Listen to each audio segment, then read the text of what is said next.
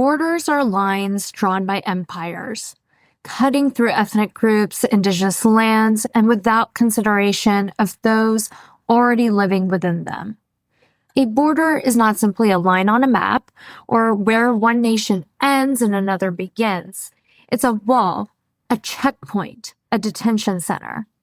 It's where law enforcement undermines human dignity, criminalizing movement and making freedom contingent upon documents and citizenship status. The border is where capital flows freely, but people are stopped and detained. The enclosure of land, the displacement of peoples, the exploitation of labor, all these acts of violence are encoded into the lines that separate one nation from another. The border is not a barrier to violence. It is violence, institutionalized and made ordinary. And yet, borders are made to feel inevitable, even necessary. We are told they protect us, that they keep the world in order. But whose order? Borders don't protect people. They protect power. They protect the wealth of the global north from the poverty of the global south, a poverty created by centuries of colonial extraction. They protect the privileges of citizenship from the aspirations of the migrant workers whose labor sustains the very economies that exclude them. So what if we challenge the idea that borders keep us safe? What if we recontextualize them as a system of control, as an instrument of violence? Immigration policy is where the violence of borders becomes most visible, transforming arbitrary lines into instruments of exclusion. These policies are not neutral. They are deliberate mechanisms of state power, designed to criminalize movement and enforce global hierarchies. Immigration systems categorize people: citizens, immigrants, migrants, refugees, asylum seekers, undocumented, assigning worth based on economic utility, geopolitical interests, and racialized assumptions about who belongs and who does not. They justify the detention, deportation, and rejections of individuals and families by enforcing who can cross and under what terms. To challenge these policies is to confront the broader system of nation-states itself, to ask why movement is policed while the forces of displacement are left unchecked. Until the late 19th century, the concept of illegal or legal immigration to the United States didn't exist. Because for immigration to be considered illegal, there must first be laws governing it. Immigration to the United States began in the late 1700s, following independence. Before this, Africans were forcefully brought to the Americas as enslaved peoples, while Europeans arrived as settlers. Unlike immigrants who adhere to the laws of the land they enter, settlers disrupt existing systems to impose their own. By the mid to late 19th century, people from Southern and Eastern Europe, as well as China, began to arrive. The first federal law governing which immigrants could and couldn't enter the U.S. was the Chinese Exclusion Act of 1882. In the late 1800s, many Chinese immigrants began entering the United States through Mexico after Canada implemented a tax on Chinese immigration. This shift prompted U.S. immigration officials to increasingly focus on the U.S.-Mexico border as a key point for screening and determining individuals' eligibility to enter the country. At that time, there was little effort to prevent Mexican migration to the United States until the Mexican Revolution in the 1910s. As many began fleeing the conflict and immigrating to the U.S., militias formed to deter them, including the Texas Rangers, which is still functioning as an organized military force. In 1924, the U.S. created the Border Patrol, a federally armed force dedicated to year-round border enforcement. The 1923 Supreme Court case of United States v. Bhagat Singh Thind exemplifies the racialized nature of U.S. immigration and naturalization policies. Thind, a Punjabi Sikh immigrant and World War I veteran, argued for U.S. citizenship under the Naturalization Act of 1906, which limited eligibility to free white persons and persons of African descent. Claiming whiteness by identifying as Aryan and of Caucasian descent, the court denied his claim, ruling that he was not, quote, white as understood by the common man. This decision reinforced the racial barriers to naturalization and highlighted how subjective and exclusionary the definitions of race are in U.S. law. Immigration and immigration policy has been a contentious political issue. In this episode, we speak with Anthony Enriquez, the Vice President of U.S. Advocacy and Litigation at Robert F. Kennedy Human Rights. Together, we unpack the history of immigration policy, some of the current issues around immigration detention, and where we go from here. Anthony and I initially connected while working on a project to address the detention conditions at Northwest Detention Center in Tacoma, Washington, which is operated by Geo Group, a private contractor. Anthony and his team have done significant work around addressing mass incarceration, including the conditions at immigration detention centers across the U.S. They have also documented widespread abuse and inhumane treatment at 9 immigration detention facilities across Louisiana. According to a report published by a coalition of immigrant rights groups, including RFK, the U.S. government detains over 6,000 people in Louisiana, a number that has skyrocketed in recent years due to Trump-era policies and the rise of private prison companies. So, understanding this context, we have to ask, what are the financial motivations behind immigration detention? And how do immigration policies benefit the private sector? So at RFK Human Rights, the U.S. Advocacy and Litigation works with grassroots groups who are working to reduce the size and scope of mass incarceration in the United States. And that means we're working in both the criminal and the immigration legal systems. Principally, we are working to expose and stop racial discrimination, extrajudicial killings, and torture or other cruel, inhuman, or degrading treatment that occurs in those systems at the hands of police or prison officials. Louisiana is actually the second largest state for immigration detention behind Texas. There are about 6,000 people that are detained in Louisiana at any time. And this really occurred very suddenly under the first Trump administration in the wake of significant criminal legal reforms that ended up emptying many of the prisons that were located in some of these small towns in Louisiana. After they were empty, the federal government swept in and said, this is a place where we will pay you to hold immigrants in civil detention while they're pending some type of proceeding before an immigration judge to determine if they'll be deported. It could, for instance, be people who are seeking asylum, but it could just as easily be someone who is a lawful permanent resident, who is facing deportation, and maybe they came from New York or from California or from any state really in the country and have in a sense been swept away from their community and disappeared into these, as I said, very rural areas. They're cut off from lawyers. They're cut off from witnesses that might have helped them in their immigration cases.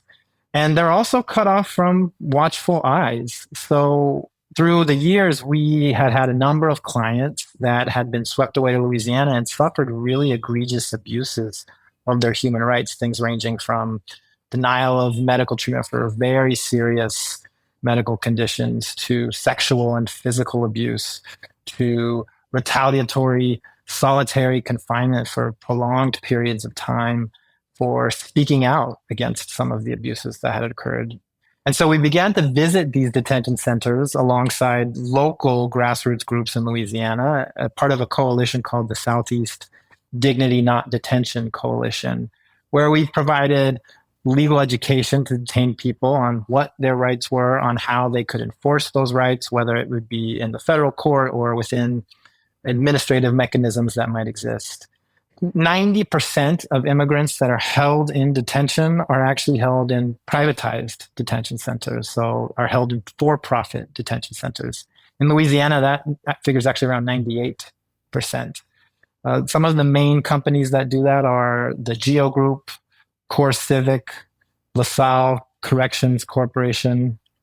But essentially, the financial motivations are to ensure maximum profits. Private companies are incentivized to cut costs by understaffing facilities, paying detained people sub-minimum wages for custodial and other labor services, denying sufficient food, clothing, and medical care, and then reaping the profits that come from that. In fiscal year 2024 alone, Congress allocated close to $3.5 billion for immigration detention in the United States. And, look at the skew of that, how that's compared to the rest of the immigration system. The US actually spends 3 times as much on detention as we do on immigration courts and immigration officers to adjudicate asylum claims or other visa benefits. So when people talk about the system being broken, that phrase means a lot of different things to a lot of different people.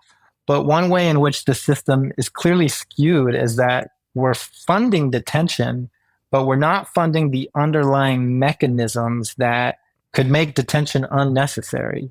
If asylum officers or if immigration officers had more resources to fund visa applications, to fund the adjudication of those applications, to decide claims, then we wouldn't see so many people in a backlog of the immigration system, and we wouldn't have to detain those people because their claims would be decided right away.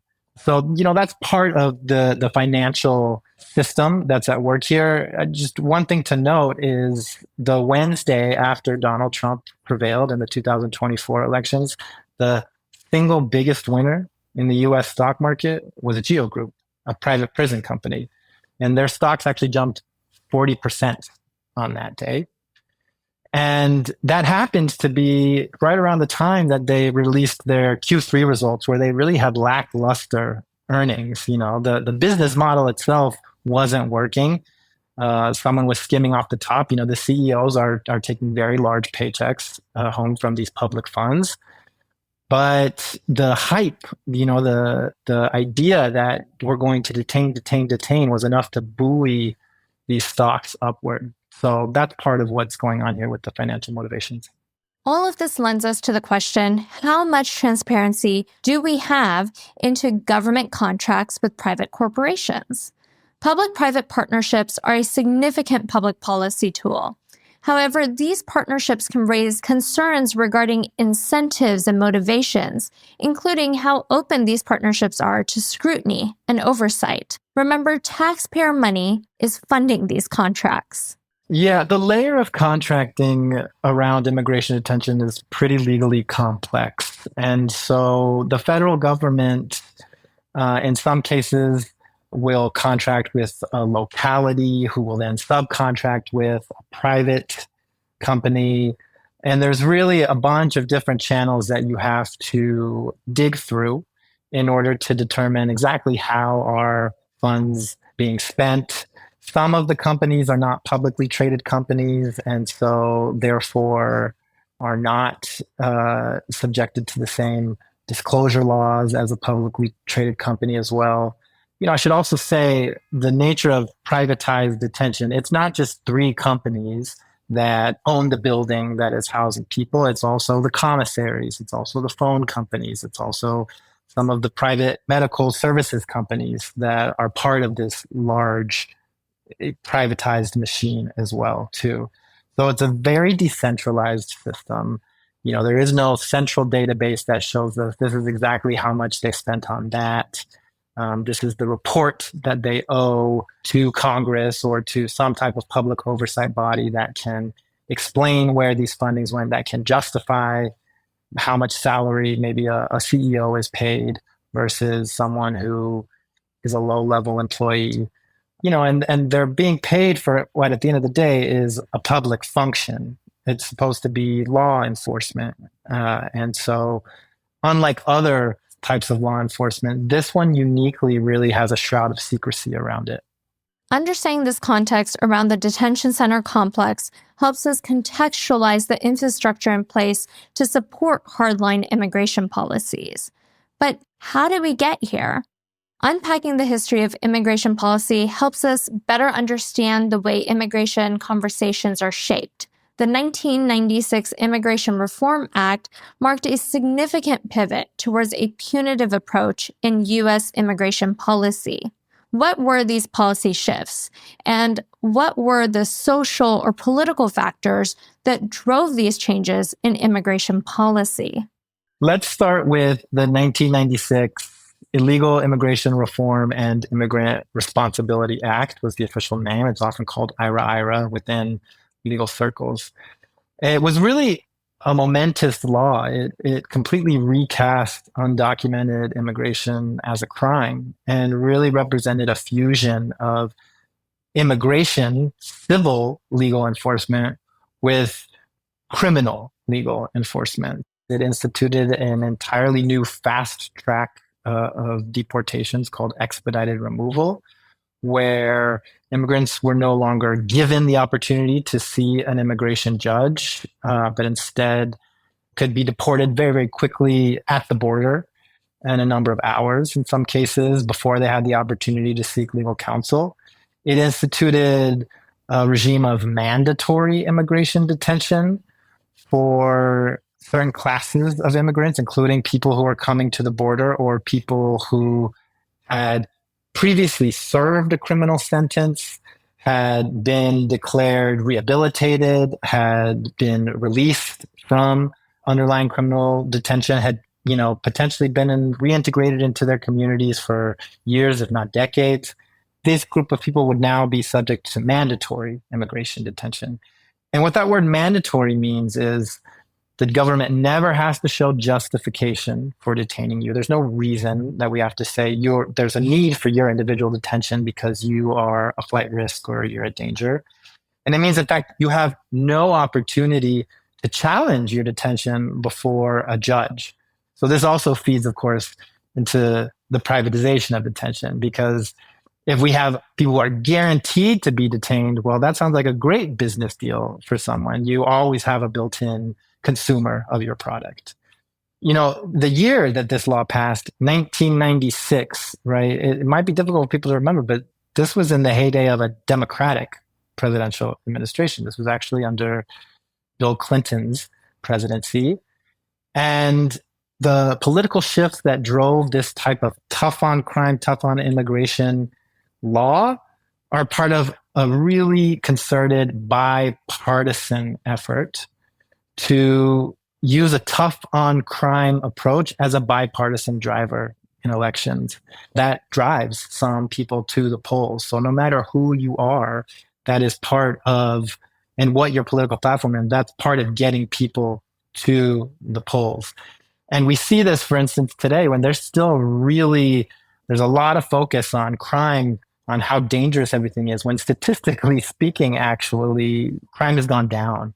Major crime has gone down. There are small exceptions in things like vehicle theft, but for the most part, major violent crimes have gone down around the country. And yet we still hear a really direct focus on how we're at danger and we have to get tougher on crime.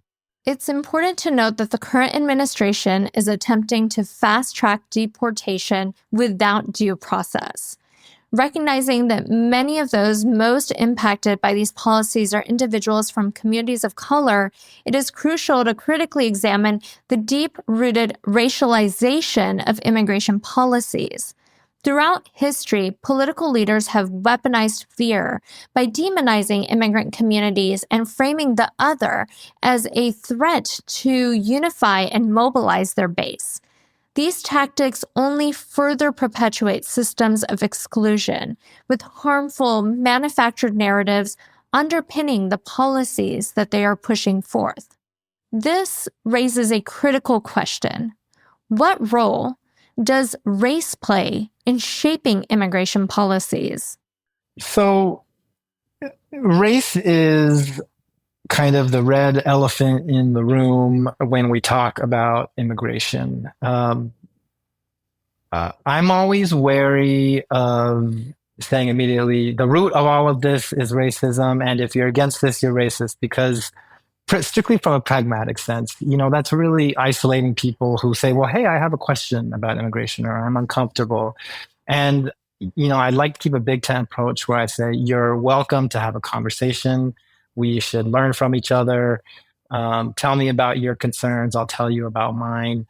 But race has been a motivating factor in immigration policy from the very start. The United States, notwithstanding that we have an image of Statue of Liberty saying, give me you're tired and you're poor, notwithstanding that we think of ourselves as a country of immigrants in many ways, the United States has always had an ambivalent relationship with immigration and with immigrants. You can think about the roots of a national immigration policy in the late 19th century was what are called the Chinese Exclusion Acts, where the federal government said, we will not permit anybody of the Chinese race to come to immigrate to the United States.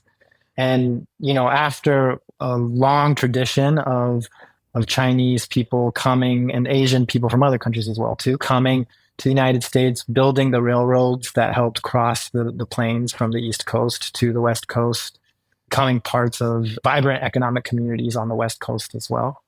You can think about the shift in the early 20th century to Southern and Eastern European immigration that was the root of really restrictive immigration laws and quotas on immigration from certain countries that occurred in immigration laws in the 20th century. This is back at a time when Italian was thought of as a different race than white in American cultural imagination.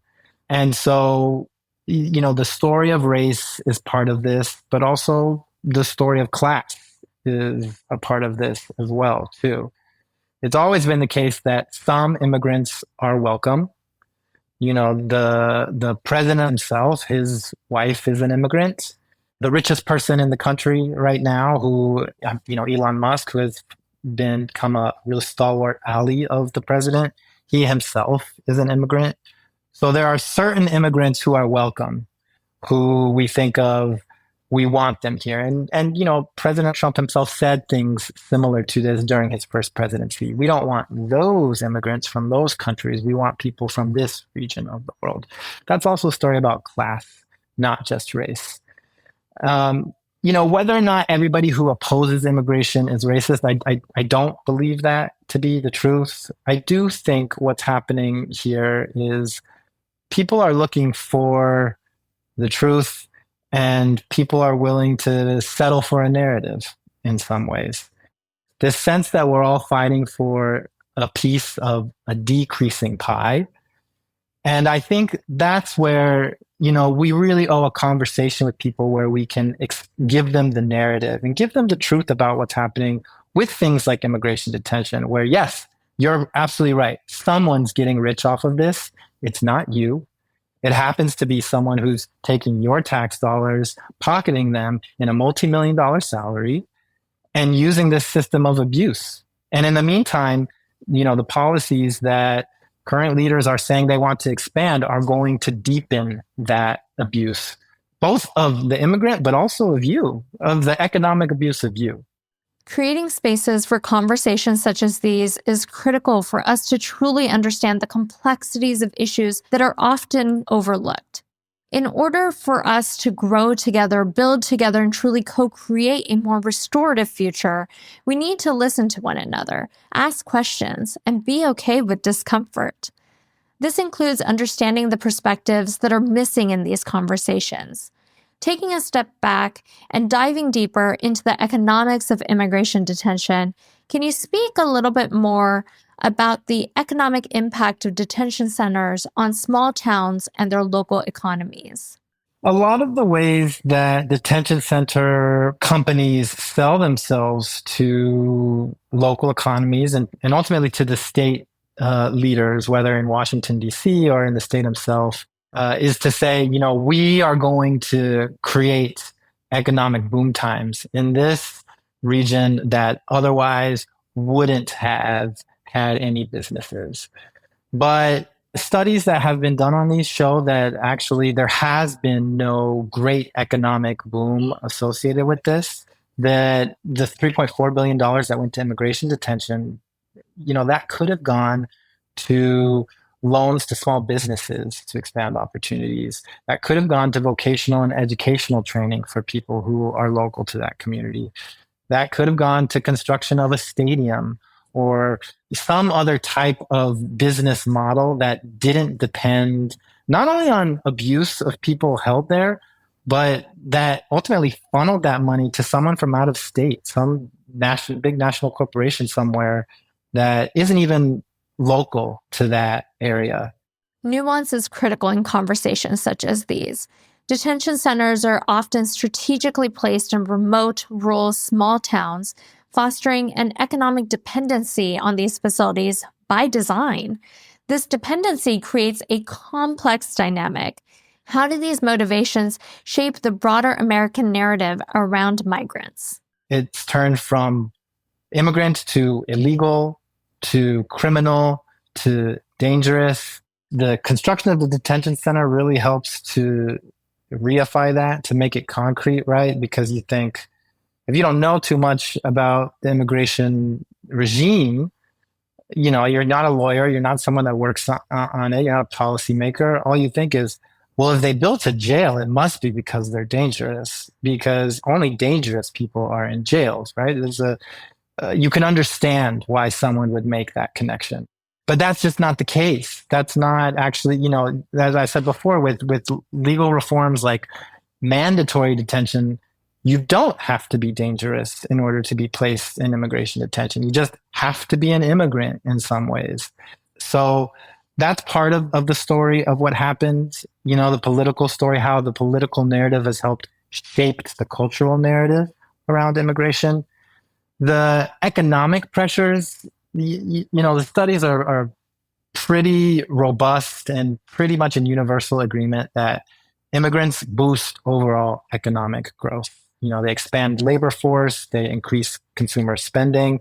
We have decades now of data that show that the foreign-born people start new businesses at higher rates than U.S.-born individuals.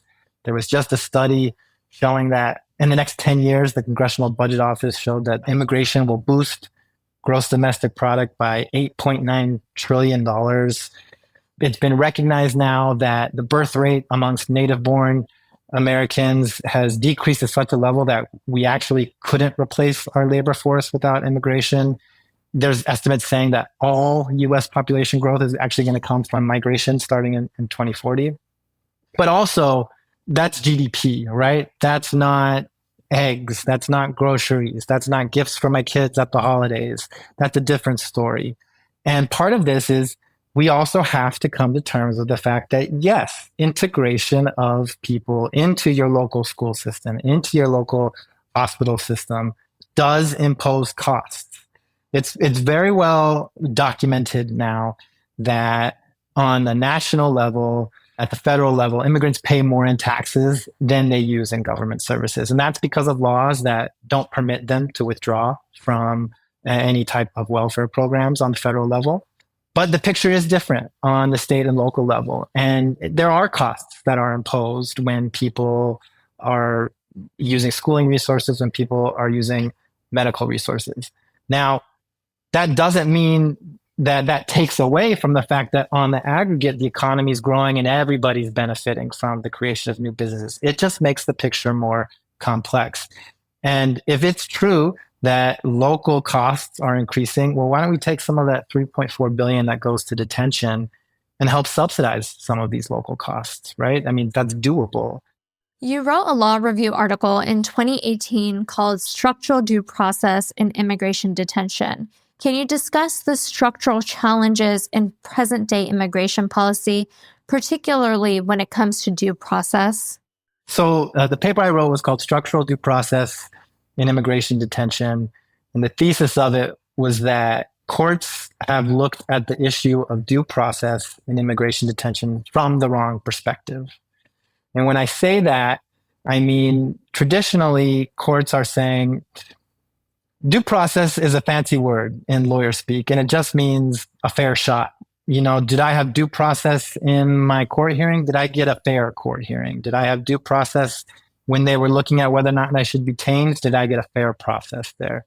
And traditionally, how courts analyze, did you get a fair process? Did you get a fair shot?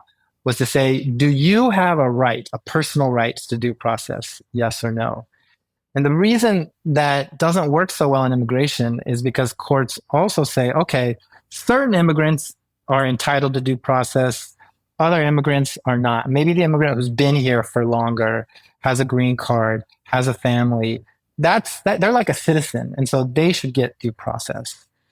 But due process at its inception, the historical roots of it, was not about, do you have a personal right, yes or no? That varies depending on, are you rich, are you poor, are you from here, are you from there, are you this color, are you that color? Due process was always about a limit on the government. It didn't say, you have a due process right to X. It says, government shall make no right that infringes on due process of life, liberty, and property. Originally, the roots of due process are in the Magna Carta. So we're talking about England in the teens.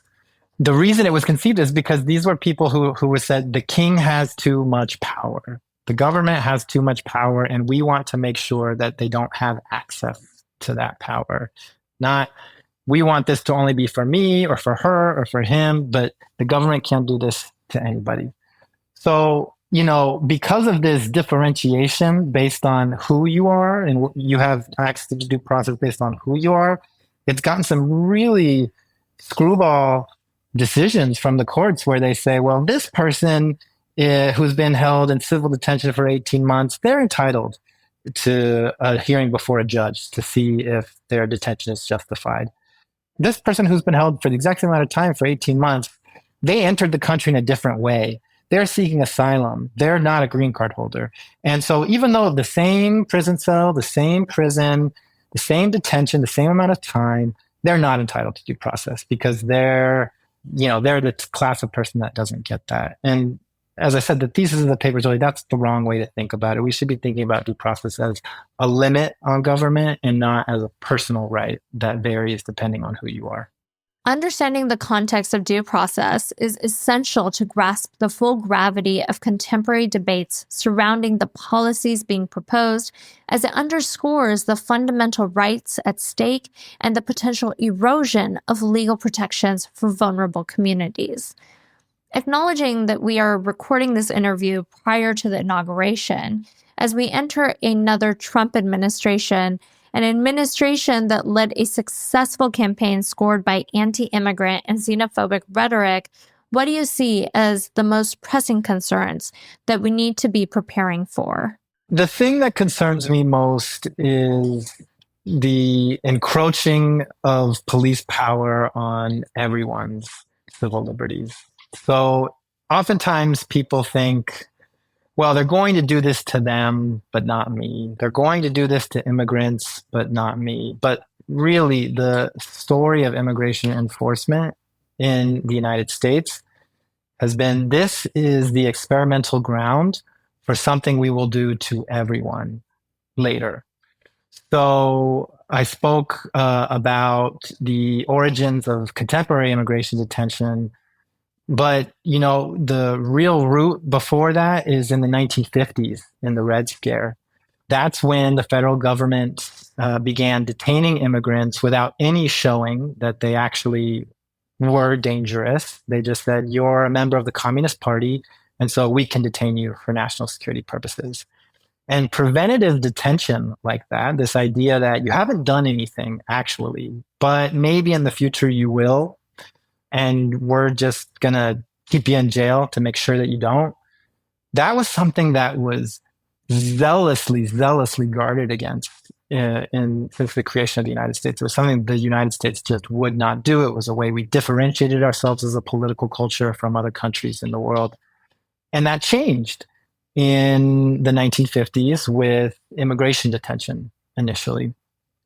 And lo and behold, in the 1980s is when we started seeing that shift and that creep to criminal detention, to where ultimately there was a Supreme Court case called Salerno, where the Supreme Court said it's constitutional to detain citizens in preventative detention for things that they haven't done, but we think maybe they will do one day.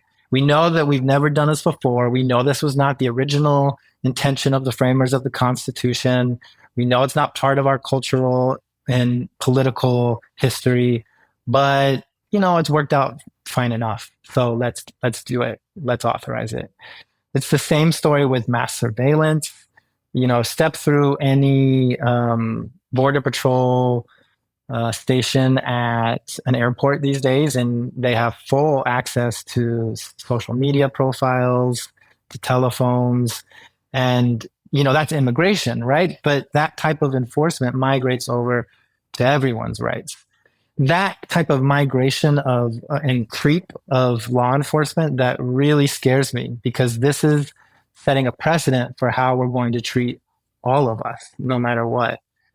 So that's one of my big concerns. I think the other concerns is just the example we set for the international order. In the background here about how we're using detention to manage migration challenges are really deeper questions about the post-war international order. And when I say post-war, I actually am referring to post-World War I, not World War II. Now, the framework for the Refugee Convention and for asylum law and for asylum as a human right really was a creation of post-World War II. It was a recognition that so many Jewish people had been turned away from other countries and driven back to the Holocaust. And we could not, as a species, allow that to happen ever again. And so we're still in the sort of testing grounds of what happens when we put pressure on that system, right? Because this system is not that old. We're talking about since from the 1950s and 1960s onwards. And now we're seeing a record level of migration around the world. And so people are looking to some of the richest countries in the world to say, okay, what's permissible? What will we allow humans to do to each other? And I think immigrants and migrants and refugees and asylum seekers, in some sense, they're stateless. They're fleeing their home country because that home country is persecuting them. And we're in a world now where to be stateless is to be rightsless. If you don't have a state to enforce your rights, then you simply have no rights at all.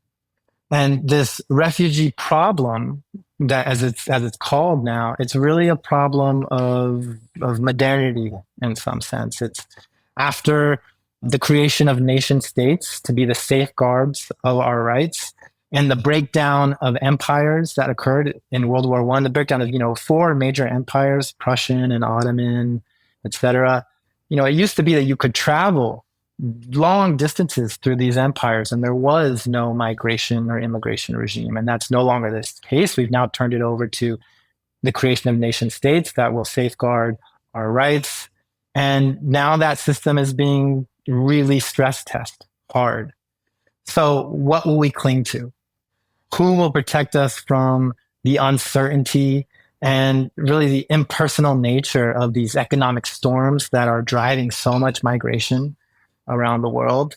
That's a real open question. And the way that we respond to it as one of the richest countries in the world is going to set an example for the rest of the world. And that concerns me as well.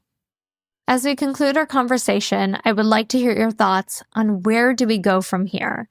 What should we be thinking about?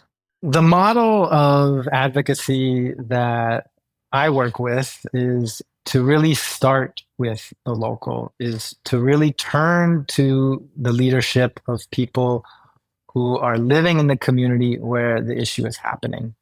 It's people who deeply care about these issues might have self-segregated themselves into a coastal city, right? And say, I want to make a change. I want to make a difference. But the real sustainable long-term action here has to come organically from people who are living where these detention centers are.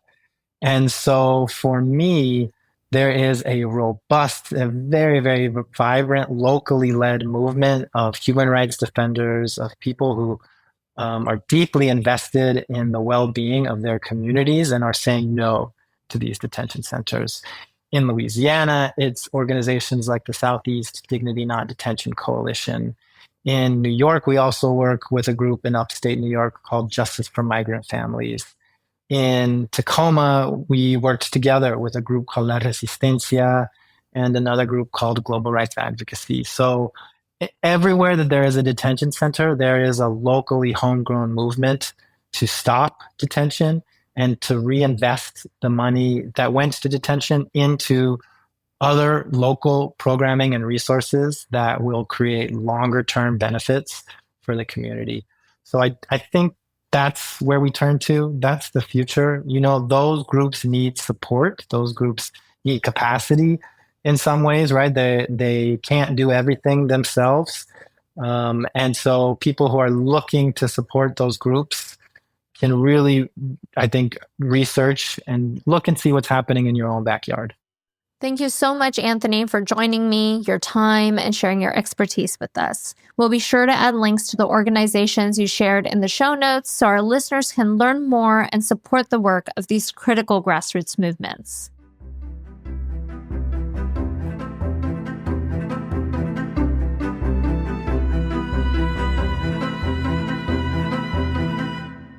At this moment, the safety of many is under threat. With much uncertainty, members of our communities are living in fear of what lies ahead.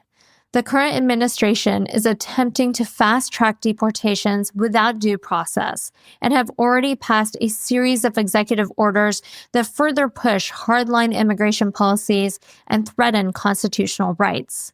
Moments like this demand our action. Now is the time to support the efforts of local grassroots organizations and immigration legal services. Also, take a moment to know your rights. Regardless of status, you have rights under the U.S. Constitution. Visit the show notes for resources along with a list of organizations to support. I have also included links to dive deeper into some of the topics we touched on in this episode. With that, I want to thank you for tuning in. This podcast is entirely listener-supported. I truly hope you consider contributing to it by visiting artofcitizenry.com/support. Please remember to subscribe to Art of Citizenry wherever you listen to podcasts and give it 5 stars. Let us collectively plant new roots, sprout new ideas, and nurture a community that allows for restorative and regenerative relationships to thrive.